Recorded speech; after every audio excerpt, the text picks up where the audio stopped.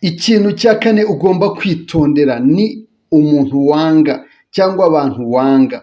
Nimba wanga umuntu cyangwa se umwanga pe ukumva uramwanze, ntabwo ukwiye kugenda ukwirakwiza cyangwa se ubwira abantu babwira uti kanaka ndamwanga, nyirarunaka ndamwanga, bakanaka simbakunda. Icyo ni ikintu ukwiye kwitondera my friend, kugaragaza intege nke zawe mu banzi bawe ukabibwira abantu. Icyo ukwiye kucyitondera, ntukwiye kubwira umuntu ngo kanaka ndamwanga.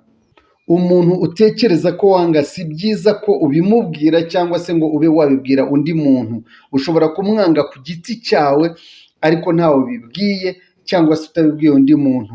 Ni ibintu ukwiye guceceka ukabimenya wowe nkawe, ariko si ibintu ukwiye kugenda usangiza abantu cyangwa se ubabwira uti kanaka ndamwanga, nyirarunaka ndamwanga, abantu bose ugakwirakwiza abo wanga. Ntabwo ari byiza, bikagendana n'icyo utekereza kuri bosi wawe kitari cyiza, imyifatire ye cyangwa se imigenzereze ye n'ibindi byose ubona ko atari byiza.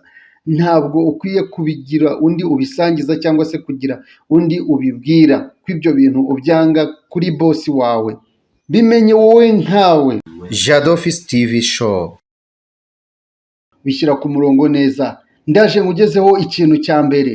Icya mbere, ntuzigere ubwira umuntu amafaranga winjiza cyangwa se ibikomoka ku butunzi ufite. Icyo ni ikintu ukwiriye kumenya kandi ukagisobanukirwa neza.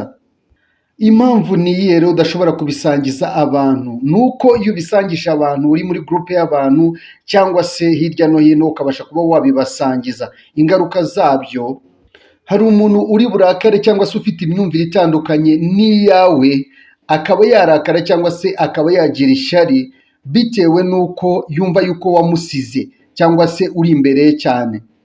Icyo bizakora nta kindi rero, bizahita bizata ishyari, hanyuma bize kuzana ikibazo muri kominote ubayemo. Aha rero niho handi uzasanga umuntu ari kukwanga, nurangiza uvuga uti uyu muntu ari kunyanga anziza iki, ariko azaba atekereza cyane yuko wamusize, bimuzanire ishyari. Jya uganira n'abashuti bawe ibindi ariko ibigendanye n'iterambere ryawe cyangwa n'amafaranga usevinga, ibyo winjiza cyangwa se iterambere ryawe, babibone batyo ariko utaberetse cyangwa se utababwiye uburyo ukora cyangwa imikorere yawe.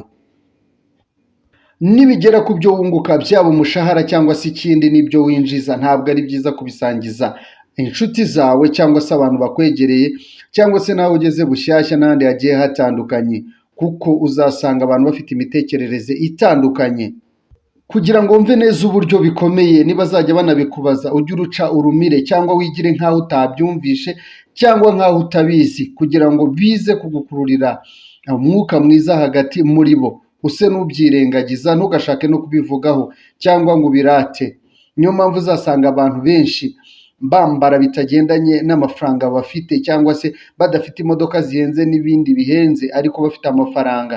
Icyo kintu muri bo baba barakivumbuye abenshi. Niho uzasanga ari mu bihugu bitandukanye abantu bafite amafaranga menshi ariko batita kuyarata cyangwa se imyambarire yabo n'imigenzereze yabo.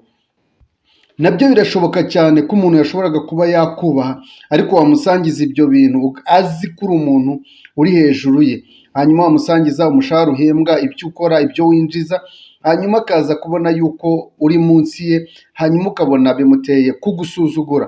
Icyo kintu cyo gusangiza abantu ibyo winjiza cyangwa se ibyo sevinga ntabwo ari ngombwa, cyangwa se ukaza gusanga nyine bivuyemo n'ishyari bikakuviramo n'urupfu. Ikintu cya kabiri rero ugomba kumenya, ikintu cya kabiri ugomba kwitondera buriya ni igihe ushaka kuva mu kazi kawe cyangwa se akazi wakoranaga n'abandi wumva ushaka kukavamo. Icyo ni ikintu ugomba kwitondera cyane. Niba urimo urategura cyangwa urimo uratekereza kuva mu kazi kawe, ntugire umuntu n'umwe ubibwira cyangwa se ubisangiza mu bo mwegeranye cyangwa mu bakuri hafi, kubera yuko ni ikintu kibi cyane iyo wenda kuva mu kazi ka bosi cyangwa se umukoresha wawe ugatangira kubisakuza cyangwa ukabibwira abandi bakozi ko utegura kuva ku kazi ka bosi.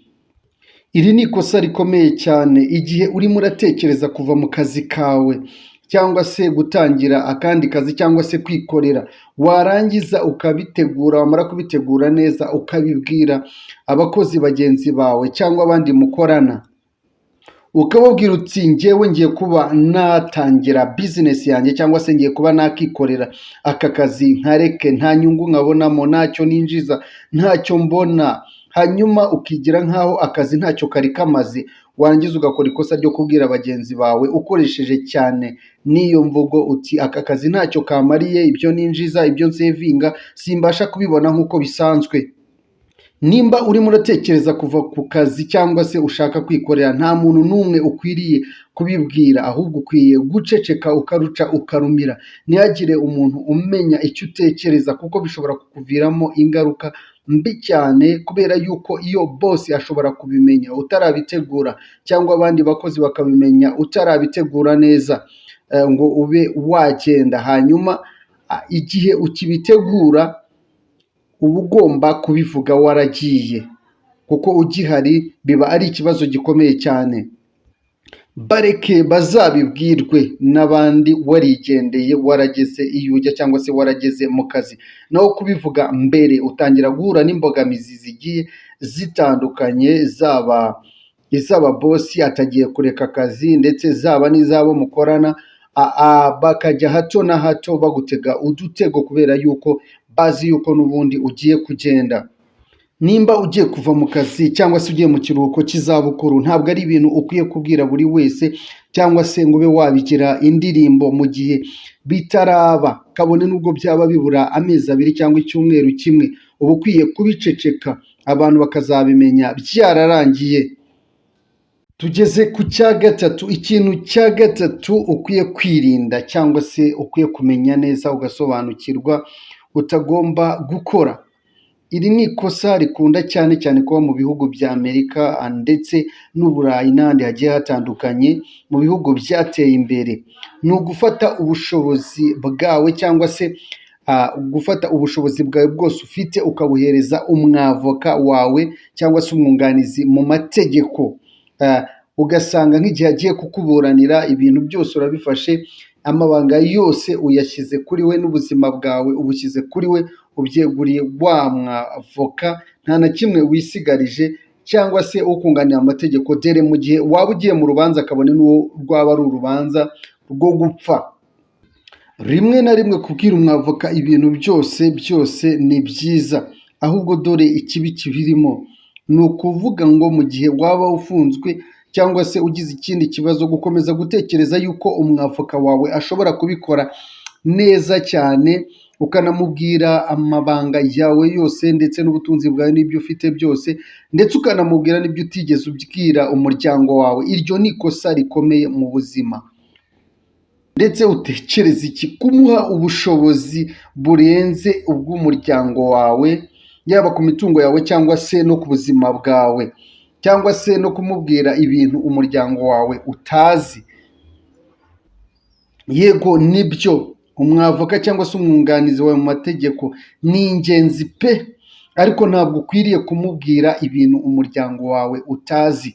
Yego nibyo koko abakubikiye amabanga menshi, imitungo n'ibindi bigiye bitandukanye byose akabikubwira, ariko ntabwo akwiye kubika amabanga umuryango wawe utazi. Iryo ni ikosa rikomeye cyane my friend.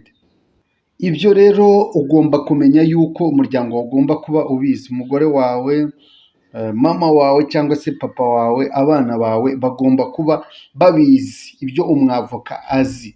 It is perfect, biba ari byiza cyane. Niba umugore wawe, umuryango wawe utabizi, itonde cyane, itonde cyane. Iki ni ikintu ukwiye kwitondera. Ikindi nakubwira, yego nibyo, nimba ibintu byawe ubikora neza ukabona bimeze neza, urabyitaho, birimo kugenda neza, ni byiza yuko ubyikorera.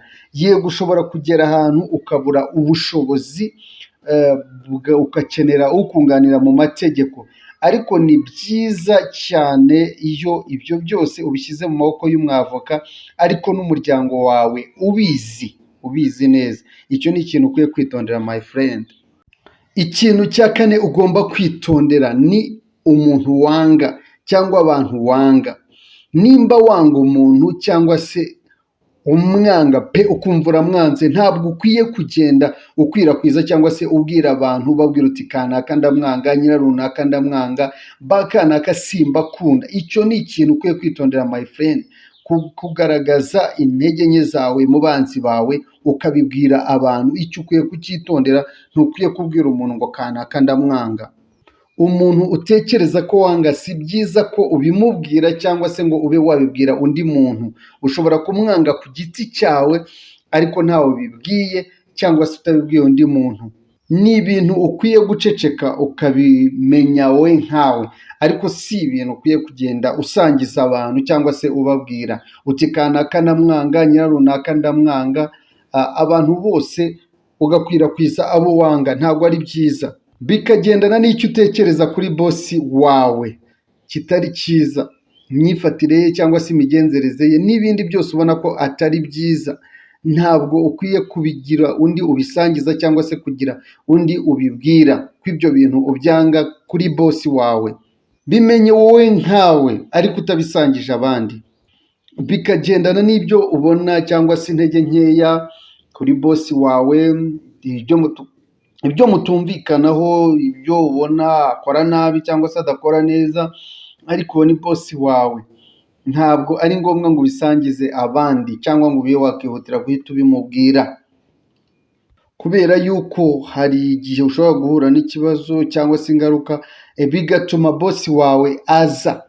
Iyo aje rero mu kibazo cyawe cyangwa se aje kukureba, ntawamenya, hari igihe wakisanga mu bibazo nanone agendeye ku byo wavuze. Si byiza rero gusangiza abandi intege nke za bosi wawe, ibibazo bye n'ibindi byinshi bigiye bitandukanye. Uba ugomba kuba wabimenya nkawe ugaceceka.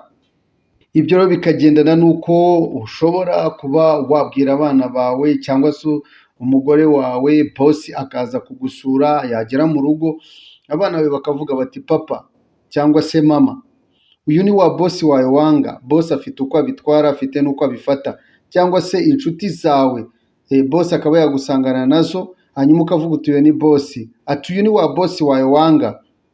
Hanyuma bosi aba afite ukundi kuntu ashobora kubitwara cyangwa se kubifata mu gihe bigenze bityo. Niyo mpamvu rero ukwiye kwirinda kugira icyo uvuga kuri bosi ukibwira abandi.